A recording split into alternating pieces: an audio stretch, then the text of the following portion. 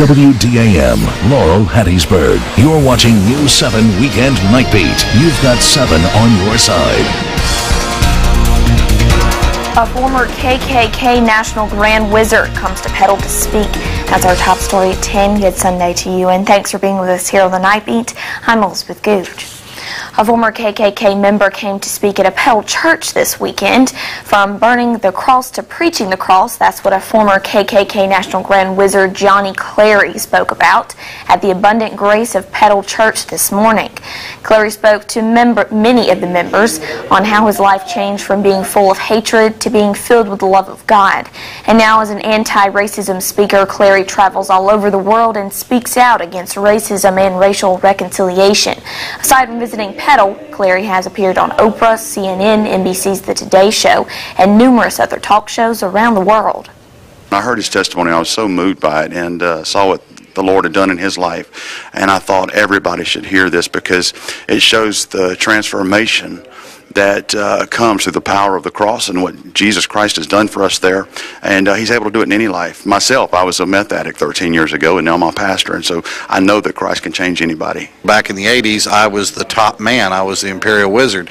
But in 23 years ago, I laid it all down to follow Jesus, and I became a new creation. I started working with the Lord's, doing the Lord's work and helping to build bridges of racial reconciliation all over the world.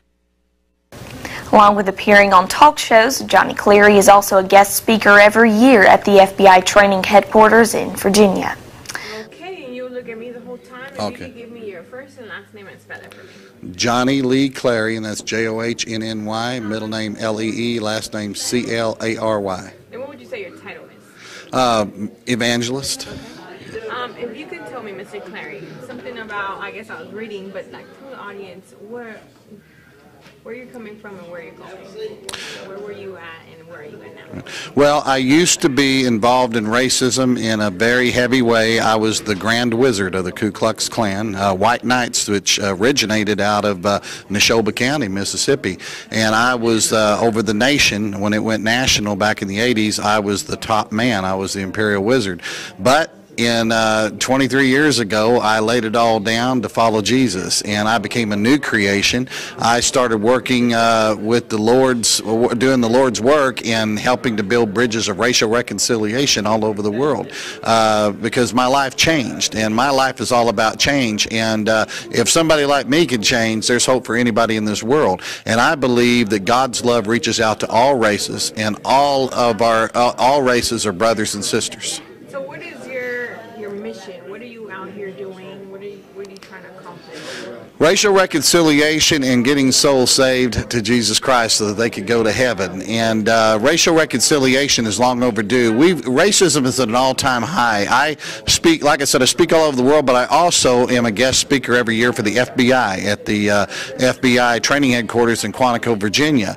And what I do is I've worked with law enforcement, and they have been monitoring hate groups, and hate groups is higher now than what it's ever been because people are frustrated with the bad economy and things like that. So these hate groups come along and they take advantage of that, and they tell people, hey, come join us and we're going to make things all better. No, they don't make it better, they make it worse. But they need somebody like me who has been there and has that life experience, that knows what it's all about, and who has changed, that can come and tell people, do not listen to these type of groups. And I've got a better message for them, and that's Jesus died on the cross for all races of people, and bridges are being built all over the world, and people are coming together through this message that the Lord has given me.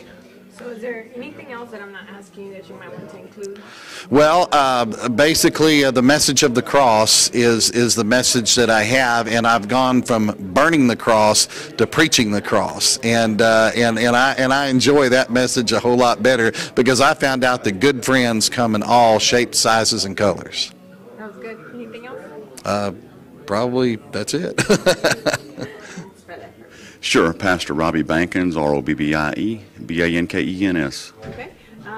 And obviously I was going to say your title, but you're a pastor. I am the pastor, yes.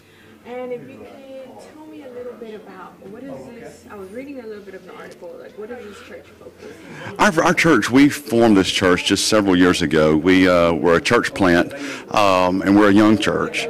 But when I came to Petal, Mississippi, I'm from South Louisiana, I came with a vision of a multicultural church. And I was actually told when I came here that I couldn't do that because this was Mississippi, and somebody told me, you can't do that here. And I said, with God, I can do anything. And we have found that to be true because we do have a multicultural church, and it is growing, and God has really blessed us.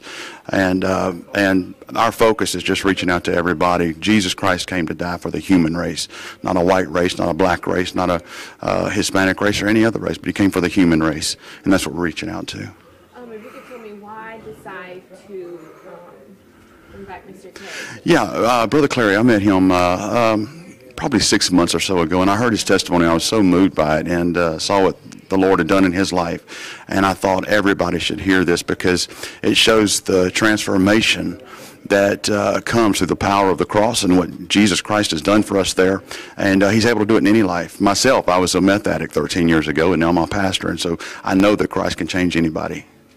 Sounds good. Is there anything that you want to add on to this? Just that we're reaching out to everybody, and I invite everybody to come out and be a part of it. And we love everybody. We welcome everybody. And we're a small, young church, but we are growing and looking for great things to happen. Anything else? That's it.